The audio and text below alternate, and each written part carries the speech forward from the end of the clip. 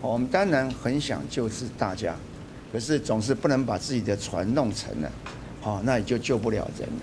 心意在，但是要量力而为。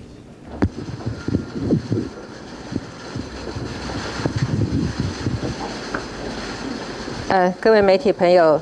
大家早啊。那今天早上我们到我们的防疫指挥中心来啊，主要的是听我们防疫第一线的同仁哦，尤其是我们的部长跟署长对于整个疫情的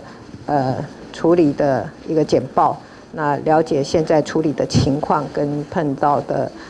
困难跟问题。那么同时呢，我们也对我们参与这一次防疫工作的所有的部会同仁表达肯定跟鼓励。那我们也代表了所有的国人同胞向我们这一次参与所有防疫工作的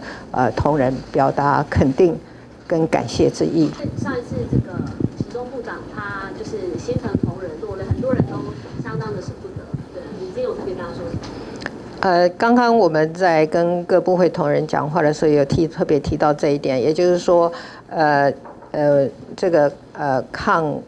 疫的事情跟防疫的事情是持续性的我们参与的同仁都要注意自己的健康，要有适度的休息。那我也特别提到陈时中部长那很多的国人看到电视上部长的疲累跟掉泪都非常的不舍，大家集体都叫他要回去睡觉了但是我想不只是我们的部长了我们所有的工作同仁，我刚才也特别提醒他们一定要注意自己的健康，要有适度的休息那才能够保护自己，也可以保护国人。台湾的防疫能力有没有办法负荷979人都来到台湾，来做？因为基本上要做隔离，那我不知道台湾目前的防疫能力有没有办法负荷这一块。院长有再三的提示，当然都是国人，对，那但是呢，我们第一个当然是要弱势优先，第二个要以防疫优先，所以我们要确定这样的一个名单，然后第四个我们要量力而为。我们当然很想救治大家，可是总是不能把自己的船弄沉了，那也就救不了人了。所以我们要怎么样去仔细的盘整我们的医疗的能力，怎么样来盘整我们在检